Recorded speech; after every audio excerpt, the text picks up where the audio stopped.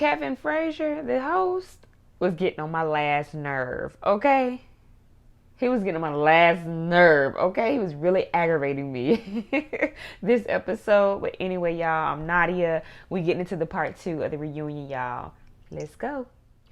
All right, so they started off the beginning of the episode with the end of the drama with Pastor Cal and Chris and Paige.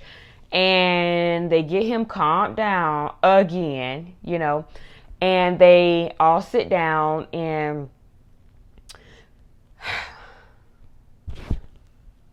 he apologized for the drama again. It's like, you're not sorry. You're not sorry at all. So just please save it.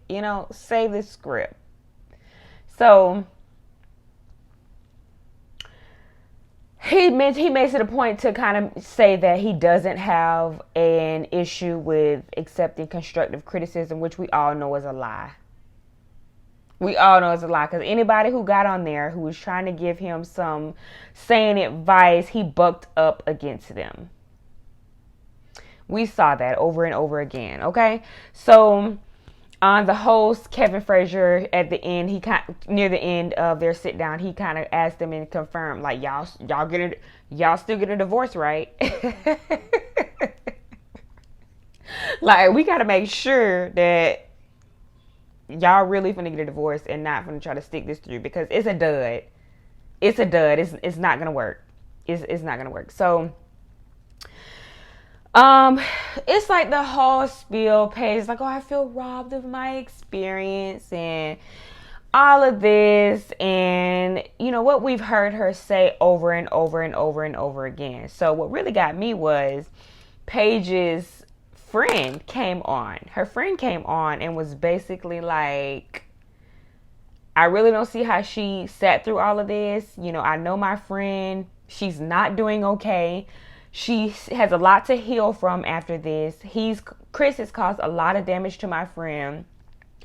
I should have said something and spoke up at the wedding when he said that he wanted a trophy wife, and that, Paige was probably somebody that he needed, and probably, basically saying like, I'm not attracted to her. I don't really want her, but maybe it's just something, I'm just going to go with the flow because basically I'm on TV.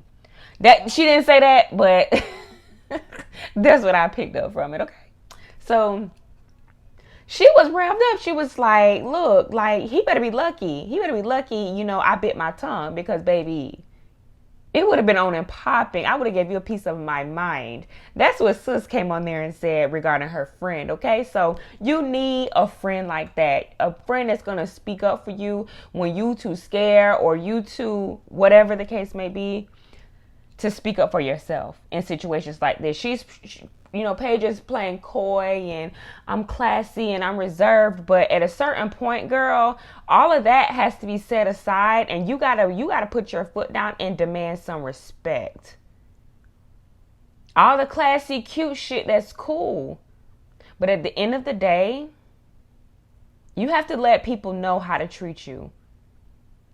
It's not gonna work running behind somebody who's clearly emotionally manipulating you. So that's that. So her friend was with the shits.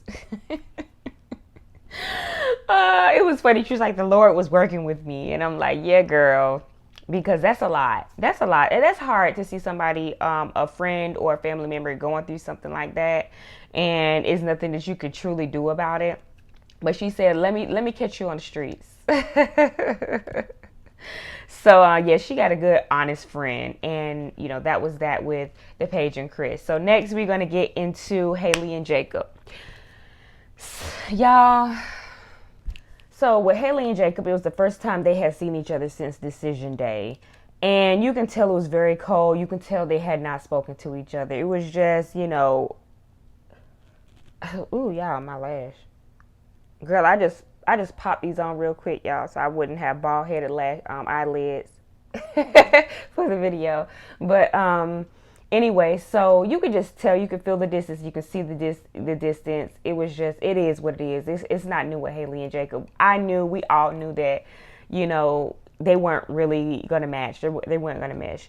So he looked clearly over it, and he looked like, and I don't wish you well. Jake is like, but you know, y'all, I don't play by Jacob. Like, I really like Jacob because I really feel like he did try. And I was so frustrated watching Kevin Frazier, the host, sit there and try to railroad him about something. I'm like, bruh, did you watch the show? Did you see what we saw?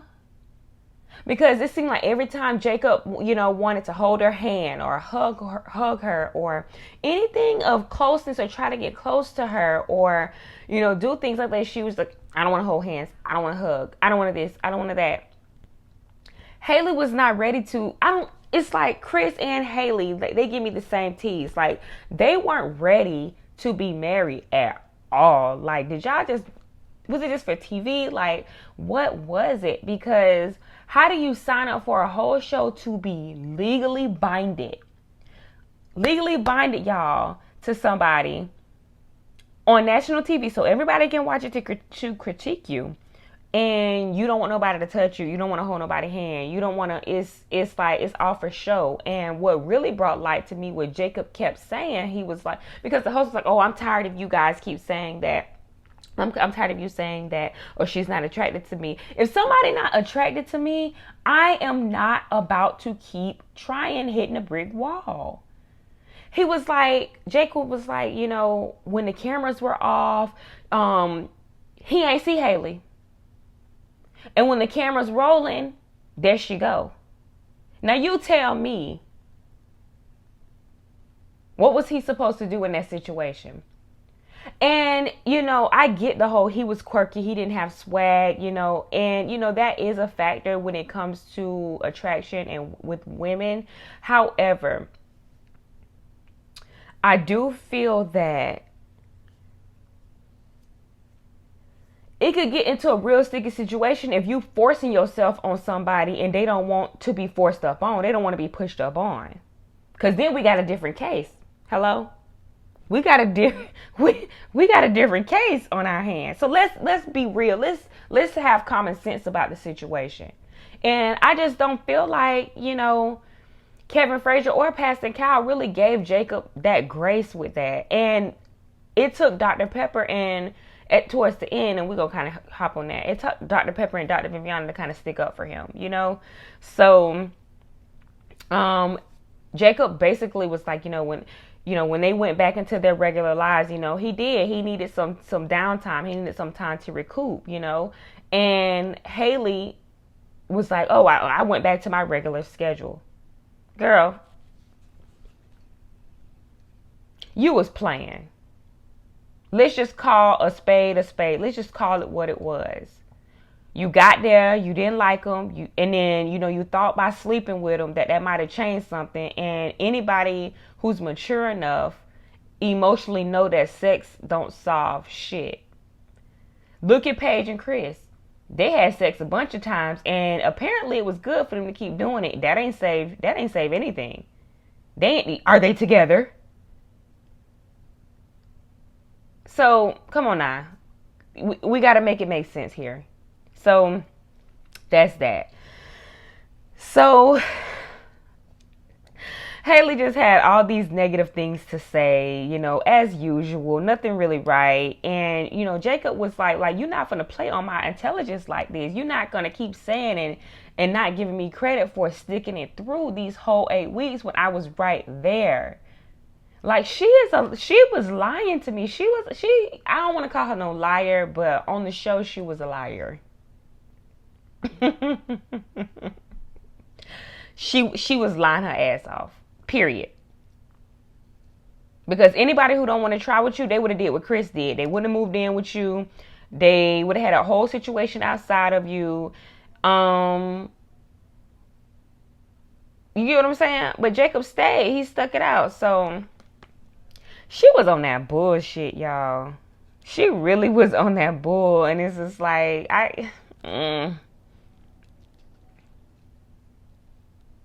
she was just disrespectful. She was disrespectful about the gift, everything. Like, immature. Very. they tried to talk about the night they had sex or whatever. And again, Haley, I don't know, like it was just argument after argument. And I can't go back and forth about who was telling the truth that night, what happened, and who was satisfied and who wasn't.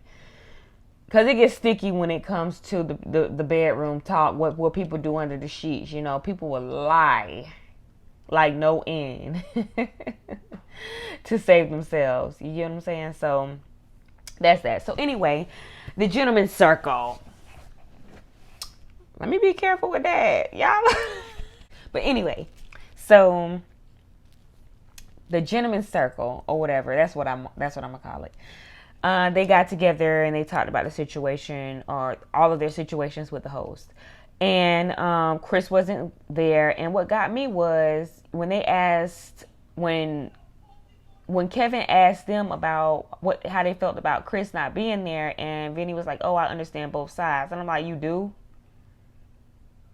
Vince? What does that understand? What you understand on Chris' side? Because I don't understand too much. Help me." Please. So basically they were like, everybody, they got on Jacob and his personality, and they basically said like, look, Jacob is a good dude, he's funny, everybody get his humor, even the women get his humor, everybody but Haley. So I just feel like Haley just was dead set on just being stuck in her way and set in her way. And I don't think she was ready at all. I don't. She wasn't open enough at all. So, what else? That's when Jacob started talking about, Haley, y'all just don't know how she was treating me when them cameras cut off or when them cameras were around. She was completely disrespecting me. She didn't even want to be around me. Like, and it sounded like a broken record when he kept saying it, but I get it. I understood. He just seemed like the type, I'm just going to be as straightforward what it is. This is what it is. I'm just going to call it what it is. She wasn't attracted to me, so she did X, Y, and Z. I mean, the actions spoke for themselves. You get what I'm saying? So I can just relate to Jacob because I'm very straightforward like that too. I can be very blunt. I don't really sugarcoat too much, and a lot of people, they don't know how to handle that. So I don't know. Like I said, I don't know what his sign is, but I'm definitely a Sag. So it ain't gonna be too much that passed by us without us really calling it out, or at least saying something, or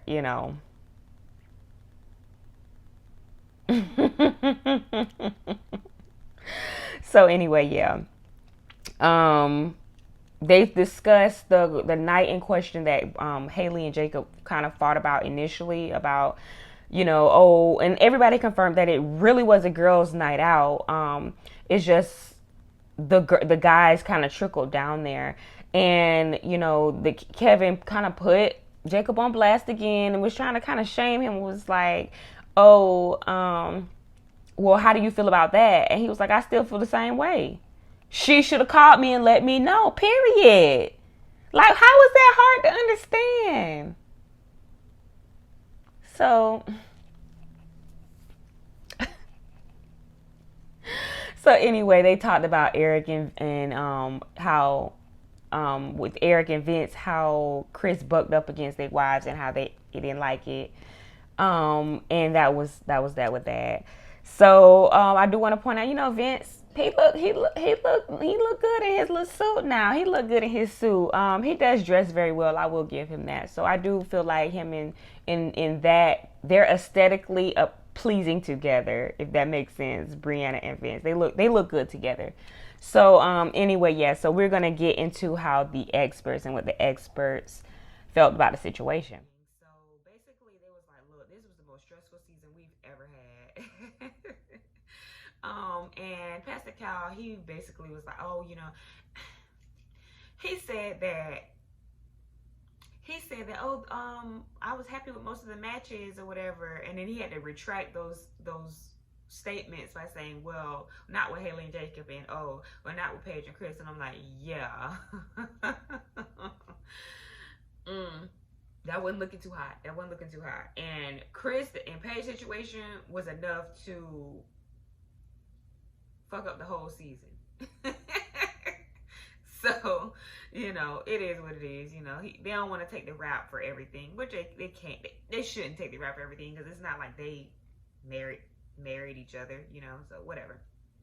So they talk about Chris again, how they regret that, you know, basically that they thought that they vetted very well, and he kind of slipped through the cracks. He wasn't who he said he was.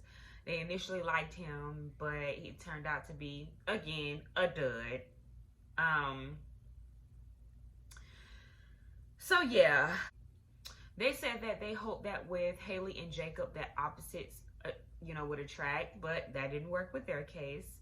And to be honest, y'all, I really don't feel like in most scenarios, in most situations, I don't feel like opposites attract. Like, most people get together because of the things that they have in common. Like, hey, you like to do this? Hey, so do I.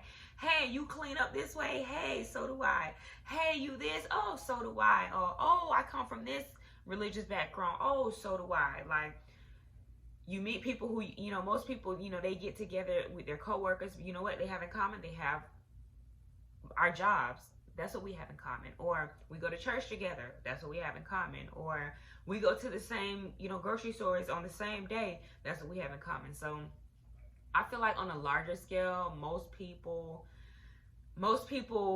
are more attracted to people that they have more things in common with, you know. But there is a small percentage of people, you know, they're complete opposites, and they somehow, you know, make it work. But I do feel like you have to have some of the same ideologies and everything like that in order to coexist. So there's that.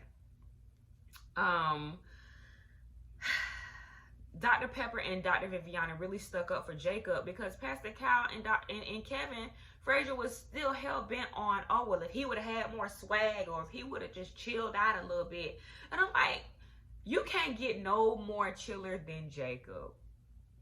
You can't get no more laid back than that. He's so laid back to his humor dry. Come on, y'all. Come on. Had he pushed any harder, again, y'all would have had a different case on y'all hand, and it would have really been the worst season ever. Let's talk about it.